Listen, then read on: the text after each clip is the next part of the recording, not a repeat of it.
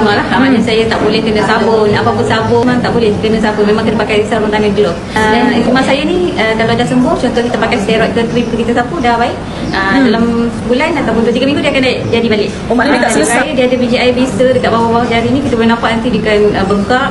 Lepas tu kalau dia kering tu dia akan merekam lah, berdarah. Pedih tak? Pedih. Saya sampai kalau tak boleh tidur malam, saya garu dekat tempat-tempat kasar, dekat dinding yang kasar tu, sampai tahap macam tu saya garu.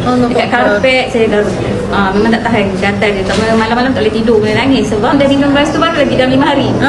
Saya minum 5 hari, lepas tu saya rendam tangan saya dalam buat kerja. Dalam mangkuk. Tangan saya dalam 10-15 minit. Sebab kerja so saya tukar ambil yang baru, saya nak yang fresh, saya nak yang masuk hidrogen tengah banyak, saya rendam lagi. Sehari je saya rendam tu. Sampailah petang tu saya tengok, saya balik rumah saya perasan dah tak gatal. Bila malam saya tengok dah biji air saya tu tak ada. Kering? Dia sampai sekali rendam sekali sudah. rendam dan sekali tu terus baik sampai sekarang dah 2 tahun lebih. Masya Allah.